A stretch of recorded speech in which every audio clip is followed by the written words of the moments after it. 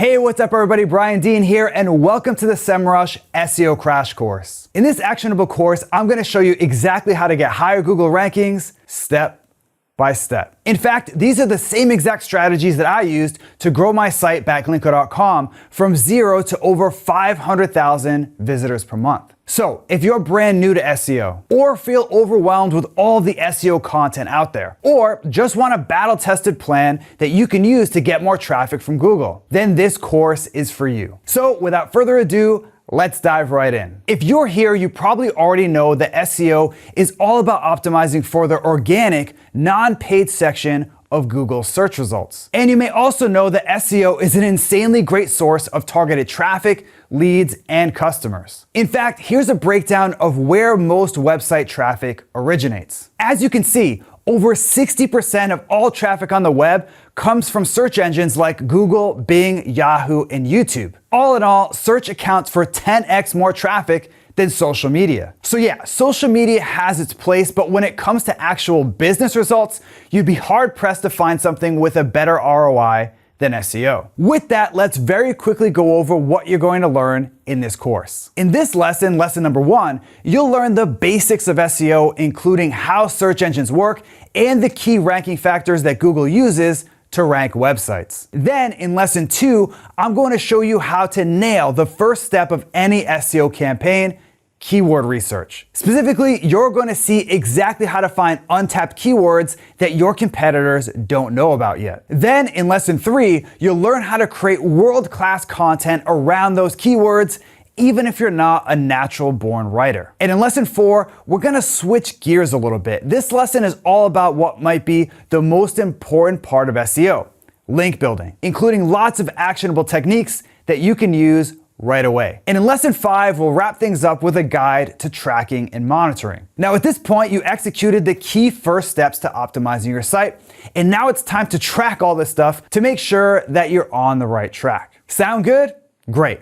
Let's get started. So before we dive into the nuts and bolts of keyword research, link building, and on-page SEO, it's important to have a strong grasp of how SEO actually works. In fact, this is a mistake that I made when I was first getting started with SEO. Instead of learning the fundamentals first thing, I just read random blog posts and Reddit threads, which just left me even more confused than I was when I started. Once I actually sat down to learn how SEO worked at a high level, it was much less overwhelming. And finally, it seemed like something that I could do on my own, which is why we're gonna start this course with a very quick overview of SEO, with a huge focus on what's important for getting higher Google rankings today. So now it's time to go under the hood and learn how search engines like Google actually work. When you search for something in Google or any other search engine, an algorithm works in real time to bring you what that search engine considers the best result. Specifically, Google scans its index of hundreds of billions of pages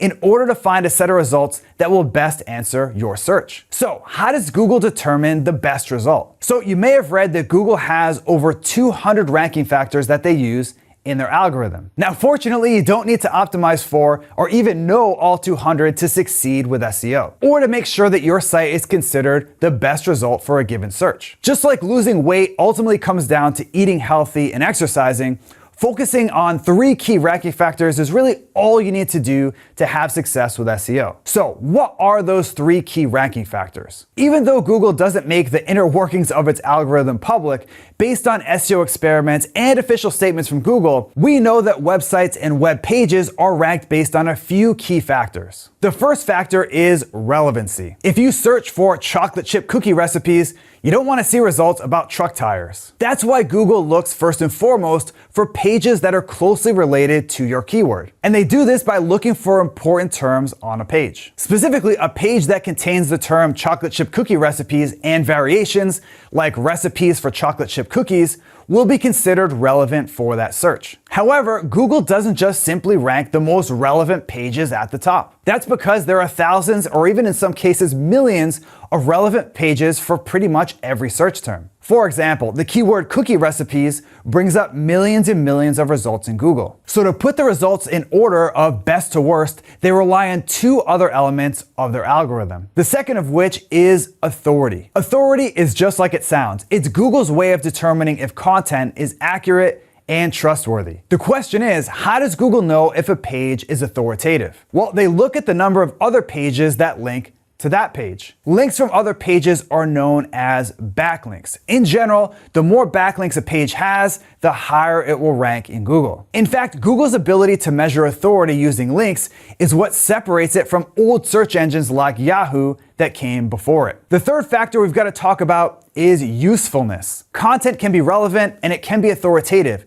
but if it's not useful, Google won't want to position that content at the top of the search results. In fact, Google has publicly said that there's a distinction between higher quality content and useful content. For example, let's say that you search for paleo diet in Google. The first result that you click on, result A, is written by the world's foremost expert on paleo. And because the page has so much quality content on it, lots of people have linked to it. However, the content is completely unorganized and it's full of jargon that most normal people don't understand. Contrast that result with another result, result B. This result is written by someone that's relatively new to the paleo diet and their website doesn't have nearly as many links pointing to it. However, their content is organized into distinct sections, making it easier to read. And it's written in a way that anyone can understand. Well, that page is gonna rank really highly on the usefulness scale. Even though result B doesn't have as much trust or authority as result A,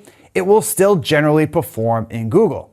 In fact, it may even rank higher than result A. Google measures how useful a page is largely based on user experience signals. In other words, how users interact with the search results. If Google sees that people really like a specific search result, it will get a significant rankings boost. Needless to say, I'll show you exactly how to optimize for all three of these ranking factors in this course. So to quickly recap, in this lesson you learned a little about the top 3 ranking factors that Google uses to rank websites. And looking ahead to the next lesson, lesson 2, we're gonna start with the first key step to getting higher rankings in Google, keyword research. See you then.